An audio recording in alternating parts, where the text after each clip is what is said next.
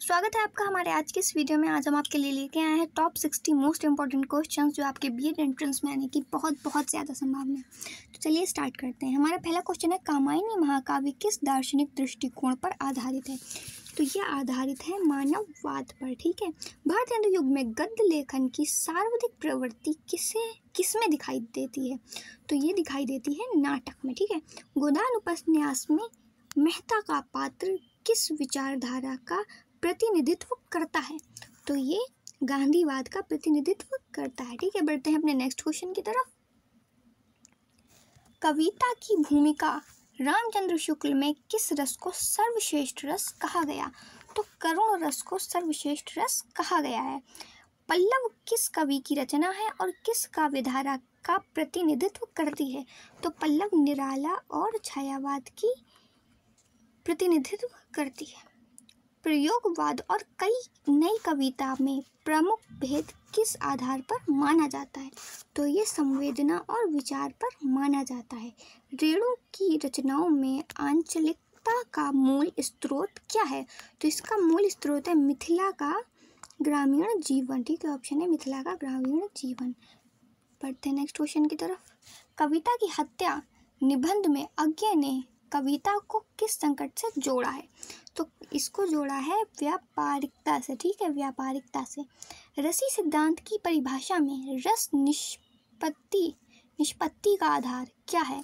तो इसका आधार है विभाव, अनुभाव और संचारी भाव। ठीक है।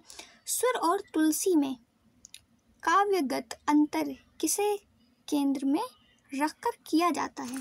तो ये किया जाता है भक्ति के स्वरूप। ठीक है। कविता की भूमिका में किस कवि को कवि का सूर्य कहा गया है?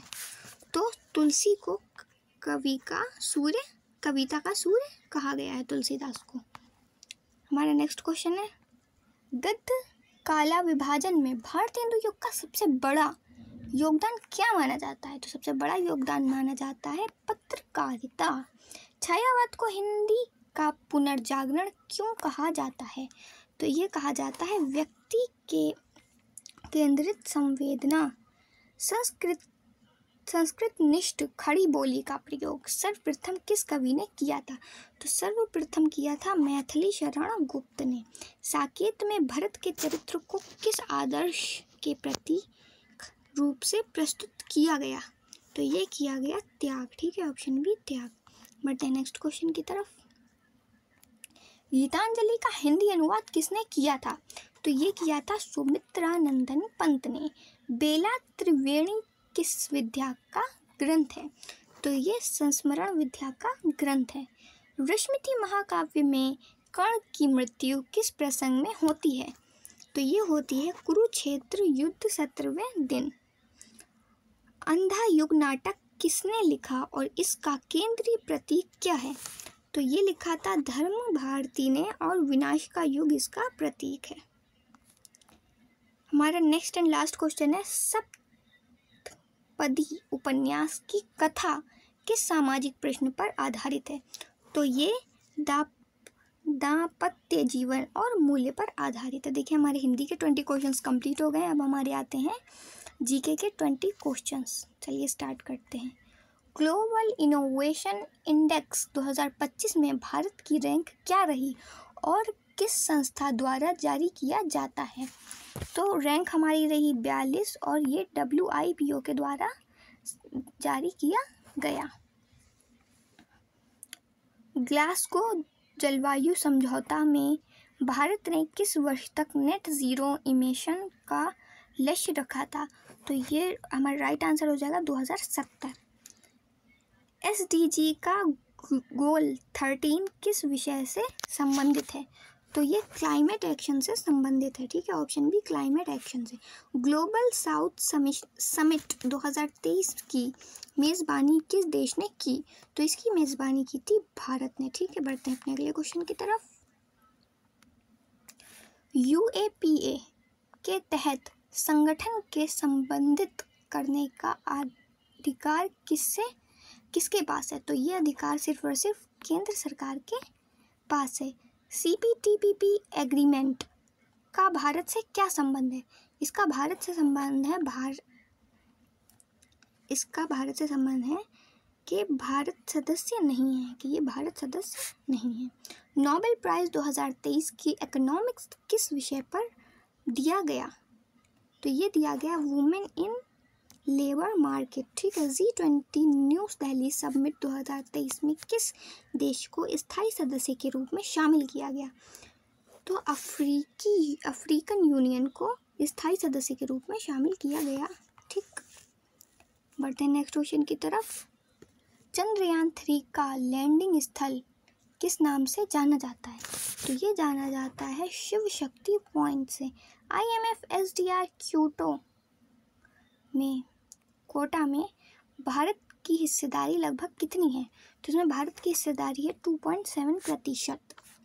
पेरिस एग्रीमेंट के अंतर्गत भारत का नेशनली डिटरमाइंड कंट्रीब्यूशन NDC क्या है? तो ये है 33 से 35%, ठीक है। INDO Indo Pacific economic framework का उद्देश्य क्या है? इसका उद्देश्य वर्ग है आर्थिक लचीलापन और आपूर्ति श्रृंखला। हमारा नेक्स्ट क्वेश्चन है, ब्लू इकोनॉमी 2.0 रिपोर्ट का प्रकाशन किसने किया? तो इसका प्रकाशन किया था वर्ल्ड बैंक ने, ठीक है। ऑप्शन सी वर्ल्ड बैंक ने। इंडिया जस्टिस रिपोर्ट 2022 में कौन सा राज्य शीघ्र पर रहा? तो इसमें महाराष्ट्र शीघ्र पर रहा। AI इन गवर्नेंस इंडेक्स 2023 में भारत की स्थिति क्या रही? तो इसमें स्थिति रही 10वें स्थान पर। प्रोजेक्ट टाइगर के 50 वर्ष पूरे हुए 1973 से 1923 तक। वर्तमान में भारत में बाघों की जनसंख्या कितनी है 2022 के रिपोर्ट के अनुसार? तो बाघों की संख्या है 3167। बढ़ते हैं नेक्स्ट क्वेश्चन की तरफ। FATF ग्रे लिस्ट से हाल ही में कौन सा देश बाहर हुआ? तो इसमें से पाकिस्तान देश बाहर हुआ। ग्लोबल जेंडर गैप रिपोर्ट 2023 में भारत की रैंक क्या रही? तो भारत की रैंक 127 रही। डिजिटल पब्लिक इंफ्रास्ट्रक्चर DPI शब्द हाल ही में चर्चा में रहा। इससे भारत का प्रमुख मॉडल कौन सा है? तो भारत का प्रमुख मॉडल है UPI plus Aadhaar plus DigiLocker. Semicon India programme का मुख्य उद्देश्य क्या है? तो इसका मुख्य उद्देश्य है भारत में चिप निर्माण, ठीक है। देखिए हमारे GK के भी 20 क्वेश्चंस कंप्लीट हो गए। अब हम बढ़ते हैं अपने हिस्ट्री के 20 क्वेश्चंस की तरफ। सिंधु सभ्यता में पाई गई लिपि की अनपठनीयता का मुख्य कारण क्या था? तो इनकी अनपठनीयता का मुख्य कारण ये सभी थे। लिपि का छोटा आकार, दिदिशात्मक लेखन पद्धति, किसी द्वितीय भाषा में समांतर शिलालेख का अभाव, तो हो जाएगा उपयुक्त सभी। बौद्ध धर्म के महायान और हीनयान पंथों का मुख्य डॉक्ट्रिनल भेद किस विषय पर आधारित है? तो ये आधारित है निर्वाण की अवधारणा। अशोक के 13वें शिलालेख में उल्लिखित कलिंग युद्ध से निष्कर्ष निकलता है कि युद्ध के बाद धार्मिक नीति बदली, ठीक है। हमारा नेक्स्ट क्वेश्चन है,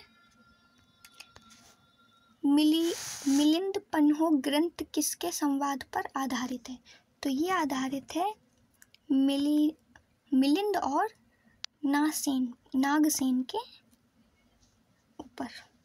गुप्त काल में भूमि दान अभिलेख से कौन सी प्रवृत्ति स्पष्ट होती है? तो इसमें जमींदार प्रथा का उदय की प्रवृत्ति स्पष्ट होती है।